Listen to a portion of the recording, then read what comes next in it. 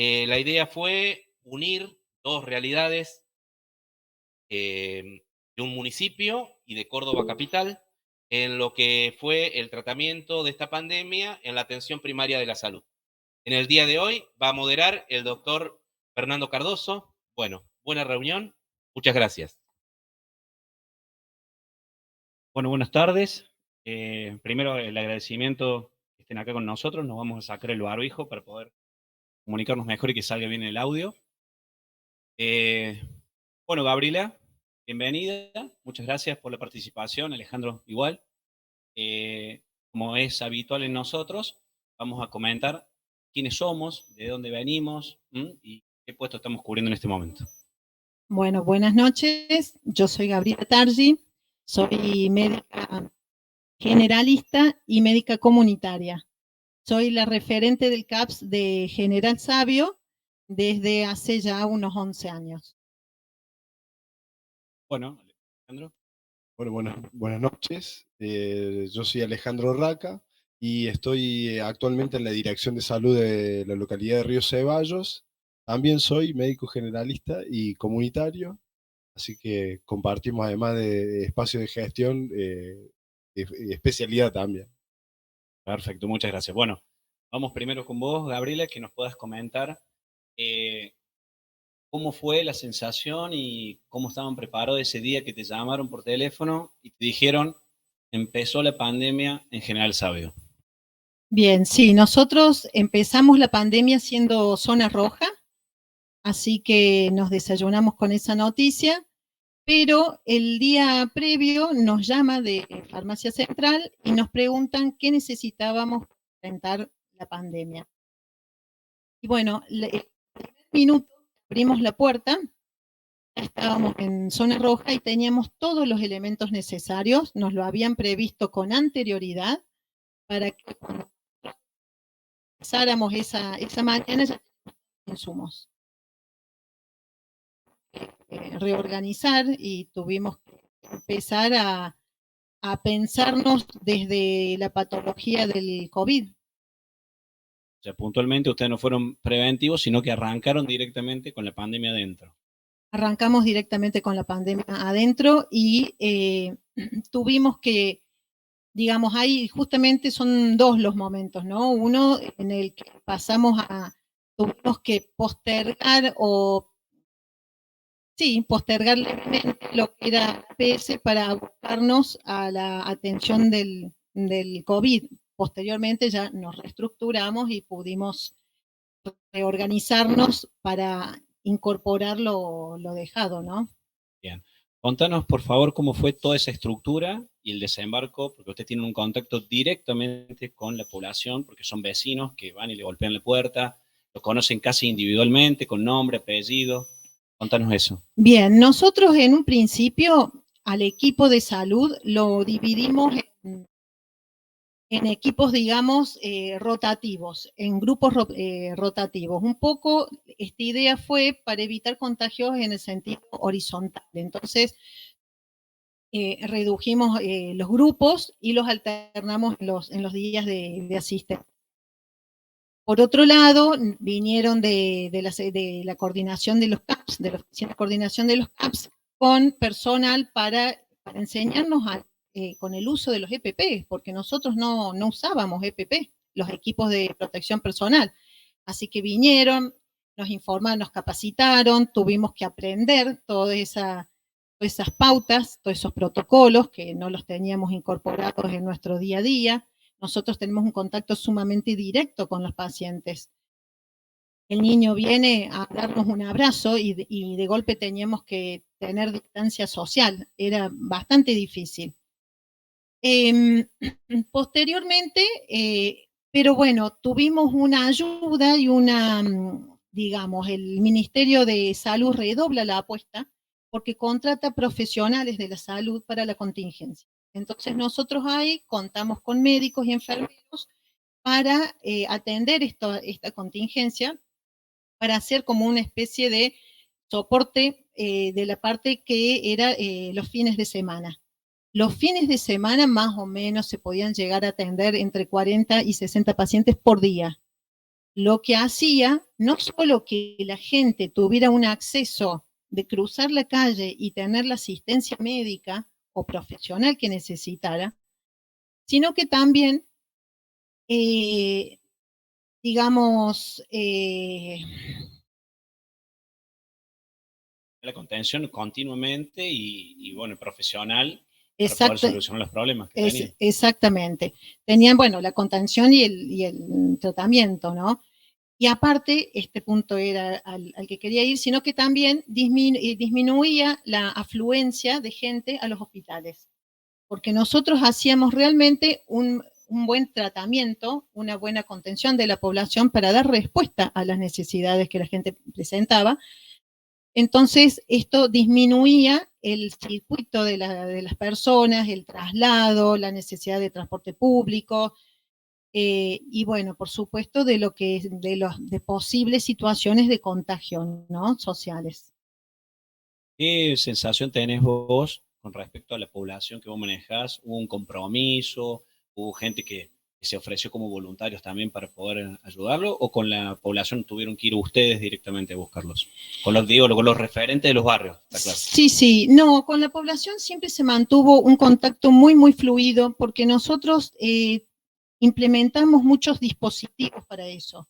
Por ejemplo, nosotros tenemos celulares, tenemos redes y los implementamos mucho para tener contacto con la población, pero en lo que es asistencial nos manejábamos, bueno, para empezar con los protocolos de atención, porque otra cosa que hizo el también fue hacer un anexo, ponernos un contenedor de los casos febriles sospechosos de coronavirus. Entonces ya la población sabía que el contenedor era para estos casos porque tuvimos que redireccionar todo lo que era el circuito de la población.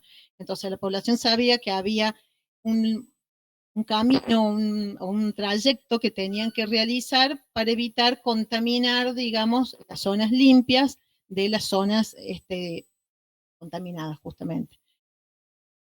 La cuestión es que con respecto a lo que es distancia social y respeto de ciertas pautas, por ahí es un poco más costoso, porque esta población el hábito de estar, de convivir todos en espacios reducidos. Entonces, una tarea un poco insistente de parte nuestra de marcar las pautas de distanciamiento, de los protocolos, ¿no? Y bueno, y hoy en día, Gabriela, vos ahí en General Sabio, ¿qué estructura estás sosteniendo frente a lo que es la pandemia? Que los números nos están dando bastante bien con respecto a lo que es vacunación, controles, hisopados. Contame qué estructura están teniendo en este momento. Bien, nosotros desde primera instancia contamos con 4 ambulancias, ¿no? Y con respecto a esto, tenemos 2 ambulancias en zona norte, 2 ambulancias en zona sur. También hacen estas ambulancias los traslados de los casos COVID. Nosotros también hacemos todo lo que es la atención de la patología COVID, hisopados, hemos llegado a hacer en días álgidos 100 hisopados por día, hacemos seguimiento, tratamiento. También ¿Tuviste colaboración de ejército también en el barrio o no? el ejército se organizó para hacer el retiro de las muestras en días pautados y en horarios pautados, lo que hacía, bueno, mucho más dinámico, porque el laboratorio ya sabía, digamos, que tenía que esperar estos hisopados que nosotros realizamos en los 16 CAPS que somos, y nosotros posteriormente informamos directamente a la población de los resultados, porque en caso de presentar comorbilidades teníamos ya armado lo que era un kit de tratamiento para los casos más complejos, más complicados. O sea, la gente no se tenía que trasladar, sino directamente venía y buscaba la citromicina y los distintos medicamentos para resolver el problema en su casa. Sí, tratábamos de generar que algún vecino o algún amigo fuera al CAPS y lo retirara en nombre de ellos. Pero también habíamos implementado un personal, intra-CAPS, se podría decir, que cuando cerrábamos o hacíamos intercambio de turno, el que se retiraba se iba con el auto y con las bolsitas y las dejábamos en los domicilios. Un esfuerzo grandísimo y un compromiso tanto del equipo tuyo y de la población, ¿cierto? La verdad es que sí, pero el compromiso del equipo, de todo el equipo del CAPS ha sido inmenso, con una voluntad de servicio indescriptible, porque bueno, nosotros son nuestros vecinos, es la gente, son los niños que nosotros atendemos desde que han nacido, y bueno, ellos cuentan con nosotros para eso, y nosotros hemos tratado de estar a la altura de las circunstancias, brindándole todo lo que el ministerio nos facilita para alcanzarles a ellos.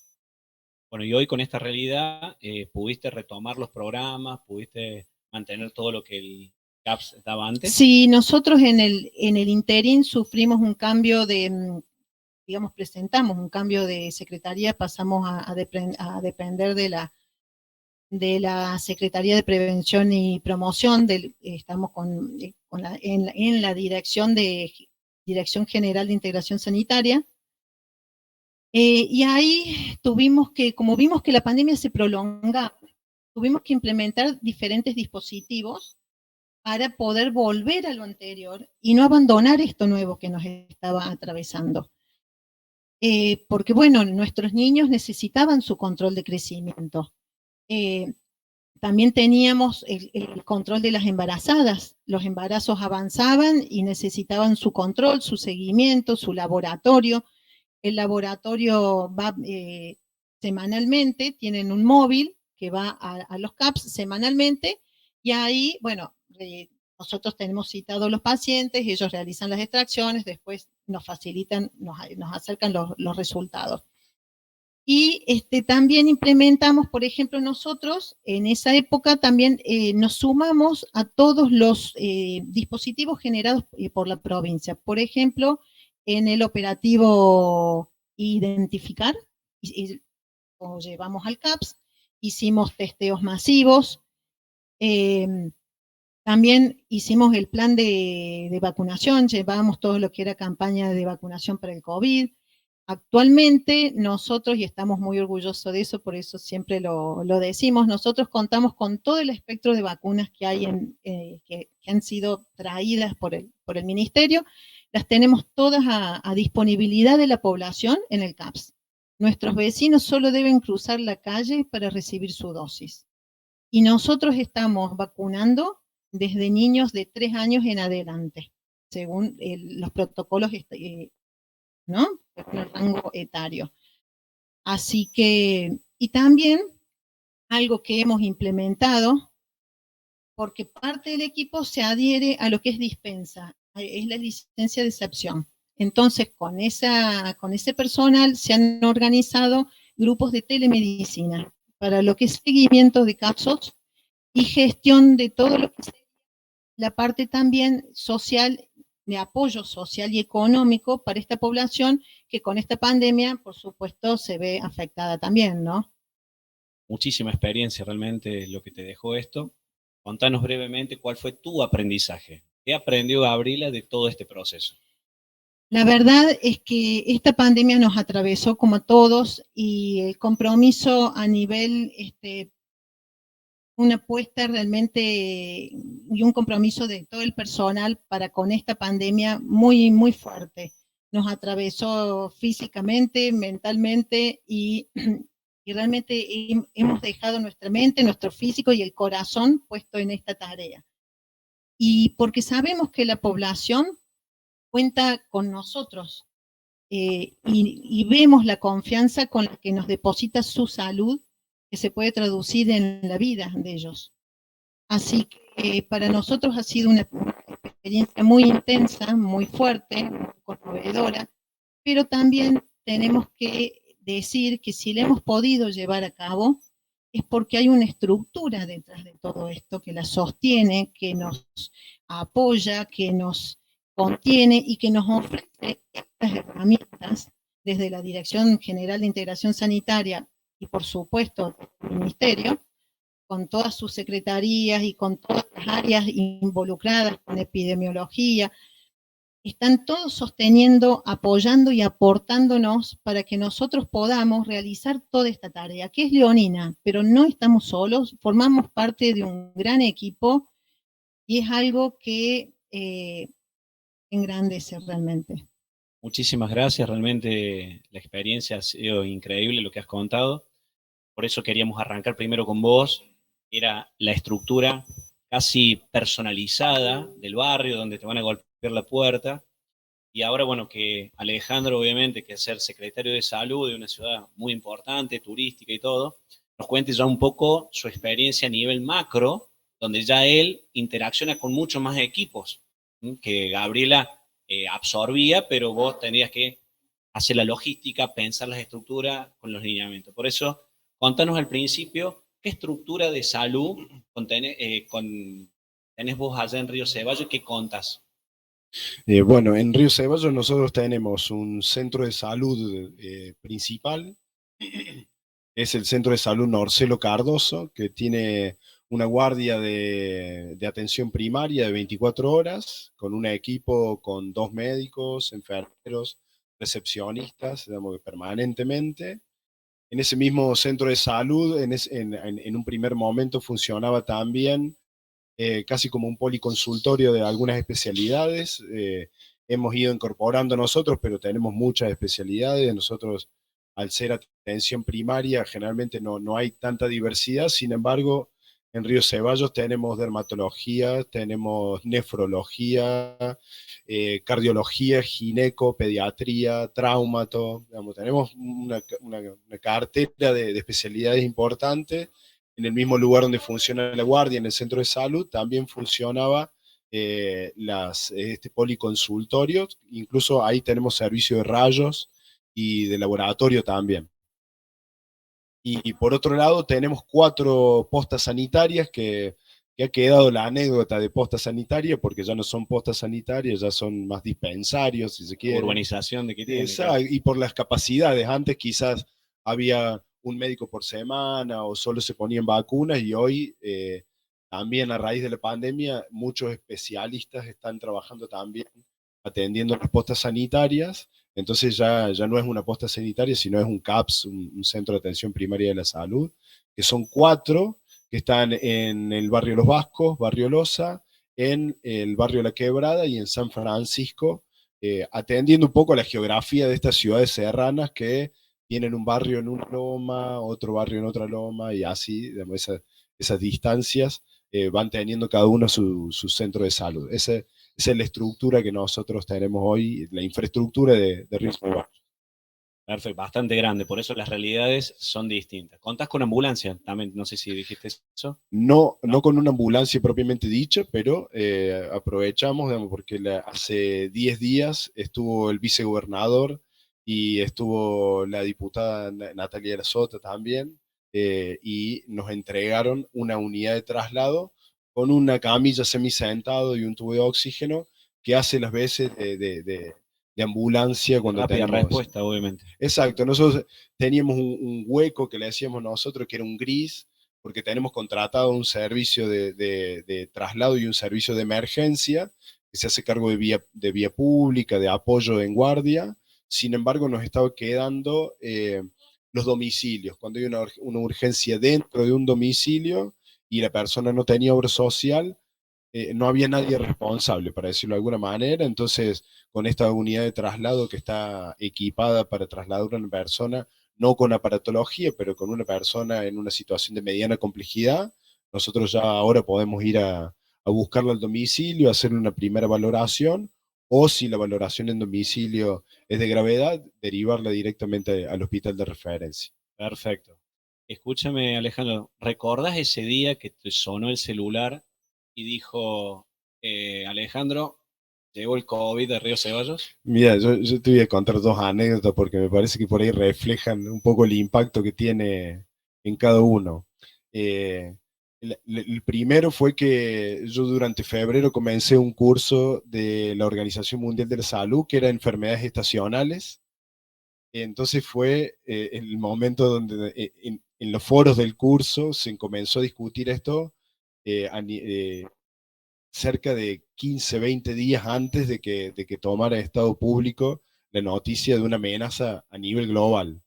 Y 3 días antes de que se anunciara el estado de pandemia, me senté con el intendente en una reunión, se le pedí yo y le dije, mira, viene esto, y la verdad que la primera mirada fue como diciendo, ¿a quién puse de director? Está loco, digamos, yo estaba suspendiéndole todas las actividades que había en ese momento en el marco del Día de la Mujer, porque fue en marzo, teníamos una formación de la ley Micaela, había un ciclo de cultura en una plaza, y entonces yo el martes, antes de que empezara todo el revuelo, le estaba diciendo que todo eso no lo íbamos a poder hacer.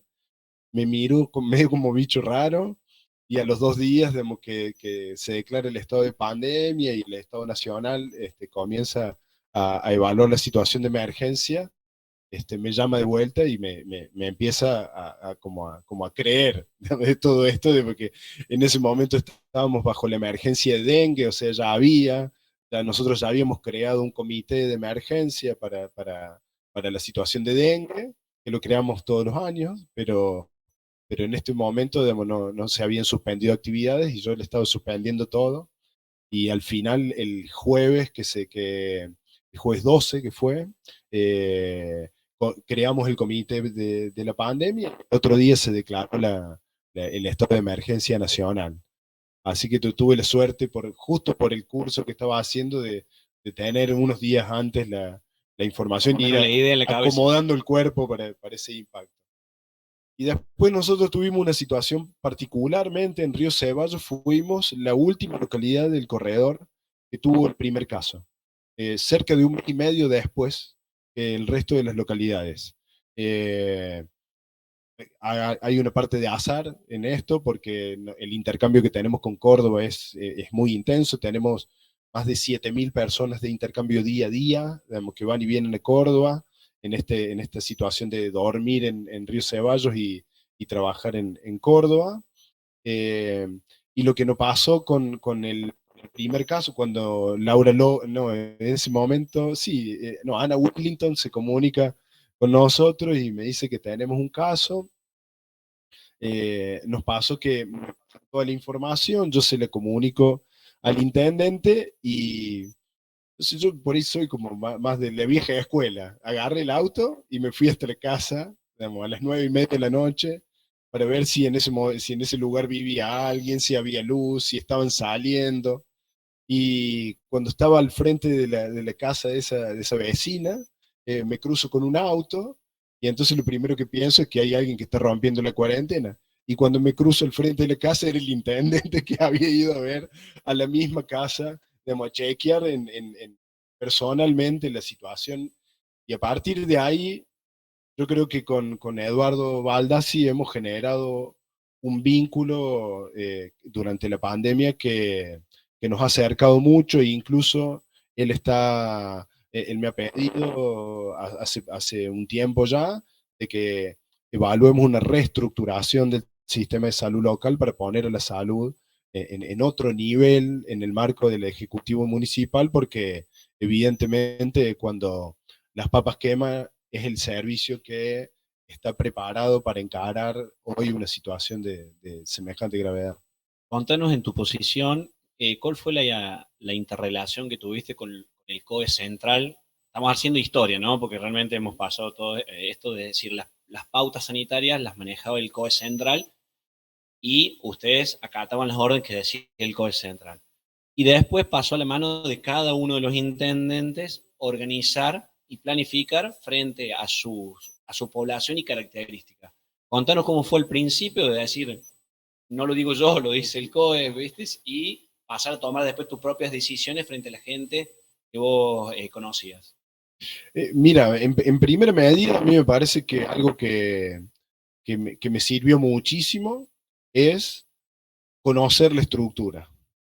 Porque al frente del COE había médicos que yo conozco porque o han sido docentes míos o hemos trabajado en otros espacios de gestión. Conocer, por haber trabajado antes articulando con el laboratorio central, conocer a Gabriela Barbás, conocer al equipo que asesoró en términos epidemiológicos al COE. Y después en Río Ceballos tenemos una particularidad porque tenemos un cuadro de gendarmería también. A los pocos días de la pandemia, también en Río Ceballos se inauguró una sede de la Departamental Colón de la Policía Provincial. Entonces, cuando nosotros conformamos el COE local, la verdad que era un COE muy potente, porque además integró a Defensa Civil, al Ejecutivo Municipal, teníamos un cuadro de gendarmería, la departamental de la policía, y nosotros le dimos la característica de que integramos a las empresas privadas que tienen internación con capacidad de internación con respiradores, con capacidad de alta complejidad para internación COVID, y la empresa que tiene la posibilidad de trabajar con aislamiento, que en ese momento nosotros cada caso sospechoso lo trasladábamos como si fuera positivo. Ante la sospecha teníamos todas las medidas de seguridad. Entonces esa integración que nosotros logramos desde el primer día en el COE, yo creo que nos dio solidez a la hora de tomar las decisiones. Y bueno, digamos, un poco lo que a mí me saca un poco de contexto es que yo recién le escuchaba a Gaby que hablando sobre la estructura de salud, la estructura sanitaria, quizás más los gestores de la salud local, nos sacó de la estructura sanitaria y nos empezó a poner casi a la altura del intendente en la conducción de los COE, porque los COE locales conducían el intendente y el director de salud, en tomar decisiones que por ahí tenían que ver con si abrían o no los comercios, con que si se cerraba la escuela, no sé, digamos, se habilitaba algún espacio. Entonces nos sacó un poco de nuestro espacio de confort, que es, si se quiere, el centro de salud del equipo, y nos puso frente al desafío de tomar decisiones que tienen más que ver con la dinámica social, que permitían los contagios o lo evitaban, o también, y también de aprender un montón de dinámicas, por ejemplo, el rol que tienen los bomberos y el DUAR cuando encuentran a una persona fallecida. Entonces, bueno, a mí me sirvió como un aprendizaje sobre gestión de riesgo, digamos, particularmente, eso yo creo que es mi mayor aprendizaje. Y por otro lado, digamos, la capacidad de adaptarnos a que en un momento estábamos decidiendo sobre los equipos médicos y los directores de salud pasamos a decidir sobre la dinámica social en términos generales, digamos. Eso fue como un poco el impacto que tuve yo personalmente en esta experiencia de la pandemia. Y participar, como decís vos, en todos los aspectos. Con respecto a la población que vos tenés ahí, Alejandro, ¿qué cantidad, si tenés estadística, están vacunados la población?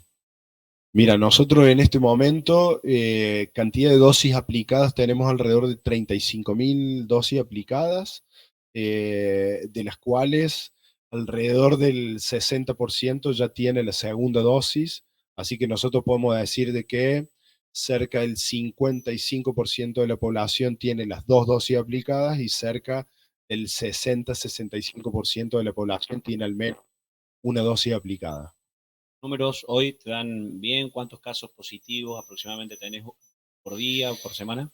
Mira, nosotros alrededor de 15 que no superamos los 2 o 3 casos activos en la localidad. Pero sin internación, ¿no? Solamente positivo. Sin internación, y estuvimos, en un momento nos quedaba un solo día de convalecencia del último paciente que teníamos. En ese momento chequeo con Laura López para ver si teníamos algo más, porque a lo mejor en el sistema local se nos está escapando alguno que reportó a la provincia y no tenemos la información. Y me dice, no tenemos uno solo que se da de alta mañana. Y en el momento que estábamos anunciando el caso cero, nos llamaron para decir que teníamos una familia con 3 casos positivos, pero estamos ahí, digamos, en esa situación. Digamos, nosotros estamos hoy 3 o 4 días sin detectar y estamos haciendo alrededor de 100, 150 hisopados diarios y detectamos un caso cada 4 o 5 días. Digamos, la situación está... ¿Y la política sanitaria equivale a lo mismo que la ciudad? O sea, tenés bares abiertos, cine, todo el distanciamiento igual, pero con todo abierto. Sí, digamos, la verdad que hay una dinámica que no les obliga. Yo creo que la población se lo ganó, porque primero que somos la localidad del corredor, la última que tuvo el primer caso, y después una de las primeras que empezó a reducir la cantidad de casos. Esto no es para hacer competencia con las localidades, porque además hemos generado casi un grupo de autoayuda con los secretarios y directores de salud del corredor, donde yo quiero remarcar esto porque ninguno, son gobiernos de distintas banderas políticas, digamos. Sin embargo, los secretarios y los directores de salud nos organizamos con el apoyo de la coordinación del hospital de Unquillo, digamos, que los directivos siempre han estado ahí a disposición. Nos coordinamos con ellos y si no va Villa Allende, va Río Ceballos, y si no va Río Ceballos, va Unquillo a buscar los EPP de todo el corredor. Y la verdad que hemos tenido un circuito de compañeros de trabajo, y donde no primó en ningún momento la diferencia de las gestiones locales o del partido que gobierna. Muy bien que lo hayas aclarado porque eso también es importante. Y bueno, como la última reflexión, vos tenés un lugar que va a tener un operativo verano, porque tu localidad lleva mucho turismo. ¿Cómo venís preparando eso que ya te viene en cualquier momento? Mira, a nosotros nos sirvió mucho el primer operativo verano que hicimos, porque además en el operativo verano le anexamos nosotros el operativo Identificar, y logramos en el verano pasado hacer una campaña de unir la emergencia de dengue con la emergencia COVID. Entonces nos dio la oportunidad desde el año pasado de formar promotores de salud. Nosotros hoy, en este momento, digamos, con un poco la optimización de la gestión de los recursos propios de salud, ya sea del programa Sumar, de las distintas estrategias de recupero, estamos autofinanciando un programa de promotores de salud, digamos, que los capacitamos y que nos sirvió un poco para atender esas situaciones que están fuera de los centros asistenciales, y, digamos, también nos ayudó a organizar toda la demanda que se nos vino con la vacunación, porque nosotros de vacunar 200, 300 personas diarias, pasamos a recibir 2.000 dosis por día. Entonces los operativos de vacunación eran gigantes, y lo estamos haciendo en un polideportivo, digamos, con los vacunadores. Incluso tuvimos la posibilidad de ponerle música en vivo, de amenizar un poco esa situación que por ahí es tensa, de aflojarlo un poquito. Hicimos la nochecita de las vacunas también, que nos sirvió bastante para esa gente que por ahí, por su entorno laboral, que llega a laborar a las 7, 8 de la noche, no pudo ir. Lo hicimos a la noche para que se pueda vacunar, pero ahí el rol principal, no principal, porque el principal, si se quiere, son los vacunadores y el equipo, porque todos tienen su tarea, pero antes de que lleguen las personas, digamos, ya están asesoradas por un promotor de salud, tanto en los hisopados como en la vacunación, y ahora estamos diseñando los operativos en los puntos turísticos. Nosotros tenemos un dique, digamos, y a la entrada del dique, digamos, hay promotores de salud. Incluso estos promotores de salud, que antes eran utilizados solo en los operativos nuestros, ahora se están utilizando para los operativos de verano, para los operativos de turismo, para los eventos masivos. Se están utilizando también, lo estamos utilizando para el circuito de la mujer, que lo acabamos de inaugurar ahora la semana pasada con Claudia Martínez. Y estamos prontos también a inaugurar el circuito de la mujer y el embarazo y su bebé. Y estos promotores de salud nos están sirviendo para ese momento en el cual abrimos las puertas al circuito y se acumula gente, digamos, no esperarlos directamente en la ventanilla, para decirlo de alguna manera, sino ellos están fuera, y desde que la persona se arrima al centro de salud, ya tiene una persona que le va indicando para dónde tiene que solicitar ayuda o dónde tiene su turno asignado. Así que esos promotores de salud tienen un rol fundamental, y ahora estamos pensando en la temporada, porque en la temporada es un combo que es cultural, es económico, gastronómico, y en este medida también es sanitaria. Así que estamos tratando de articular con todas las plazas de hotelería que tenemos para que tengan actualizado el protocolo, y generarles un canal de comunicación directo con la Dirección de Salud por si detectan algún caso febril o algún síntoma respiratorio, nosotros directamente, antes por ahí lo hacíamos ir al centro de salud a hisopar, o al hotel 27 de marzo, que es donde hisopamos nosotros, que es un hotel que nos brindó en comodato un gremio, estamos hisopando ahí.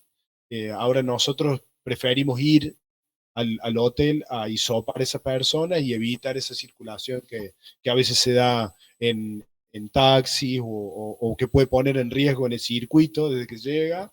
Nosotros ahora estamos prefiriendo ir y hisopar en el lugar, en el domicilio, y con eso, digamos, por lo menos evitamos esa cadenita que se puede dar entre el domicilio y el centro de hisopado. Con todo lo que me estuviste contando, o Gabriela, quiero saber qué aprendió Alejandro con todo esto. Yo creo que es todo aprendizaje, digamos.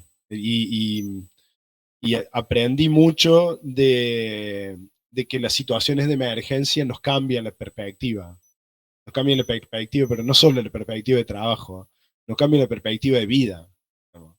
Esto yo llego a mi casa y tener que desinfectarme para poder abrazar a mis hijos, digamos, y ese tipo de cuestiones que nos llegó a todos en lo más íntimo, como también en la pandemia perdí a mis dos abuelas, así que, bueno, yo creo que el aprendizaje en lo individual va mucho más allá de lo sanitario, va hacia la persona de uno, a uno como persona.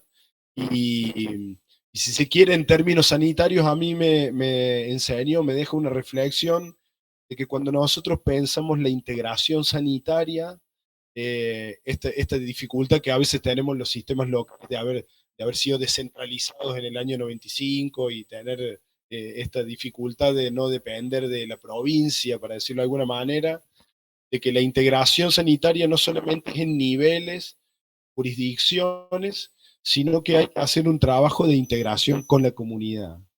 Esa integración que no tiene que ver solamente con el sistema sanitario, sino que tiene que ver con otras instituciones, con los clubes, con las escuelas, con los centros vecinales. Con los centros vecinales, los operativos de seguimiento y de apoyo a las familias en aislamiento fueron mejores que si lo hubiéramos hecho con enfermeros y promotores de salud. Digamos. Lo hicieron sus vecinos organizados de manera solidaria, acompañando y arrimándole a la casa del vecino la alimentación, las medicaciones, digamos, también sacando un poco ese prejuicio que había que si estabas aislado era porque no habías cumplido con la ley, y este prejuicio que hubo al inicio.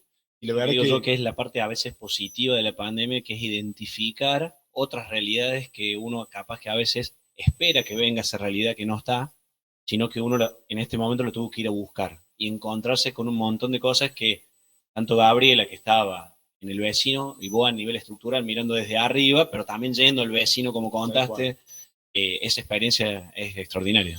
yo creo que hoy tenemos un sistema sanitario que tiene epidemiología, por ejemplo, que los sistemas locales no lo teníamos, digamos, y hoy nos está sirviendo para acomodar los circuitos de las mujeres del embarazo, de las crónicas no transmisibles, de todos esos abordajes epidemiológicos.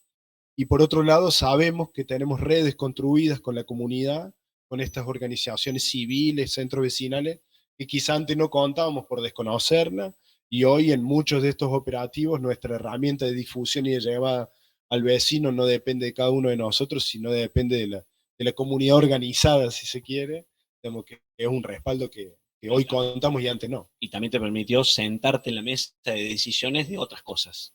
Tal cual, así es. Claro. Bueno, muchísimas gracias. Ha sido realmente un gusto tenerlos acá. ¿Quieren hacer algún comentario, dejar alguna otra experiencia? ¿No? Yo agradecer, digamos, y también el trabajo que hace también la agrupación, digamos, las personas que están en la estructura y las que no, porque la verdad que cada vez que uno necesita resolver algo rápidamente, estas redes que nosotros vamos generando nos ha resuelto un montón de problemas que quizá la administración pública no nos permite, digamos, estas redes interpersonales nos sirven muchísimo. Bueno, no, sí, agradecer para empezar la invitación y para seguir el tema de destacar esto de lo que es formar un equipo, ¿no? Que lo hemos dicho ya en nuestro relato, cómo nos ha sostenido todo esto de formar un equipo, de establecer redes. Y bueno, y eso es lo que a mí, digamos, lo que yo agradezco. Y también el hecho de, bueno, del apoyo del ministerio en cada gestión. Eso yo lo quiero dejar siempre muy en claro porque es lo que nos nuclea también. Bueno, muchísimas gracias de nuevo. Para finalizar, obviamente nosotros tenemos un libro de acta donde todos los que han participado de esta reunión nos van a dejar un pequeño escrito, un agradecimiento, lo que ustedes quieran escribir. Y por supuesto, bueno, vamos a hacer la entrega de unos obsequios, por favor. Obsequios que son de la casa.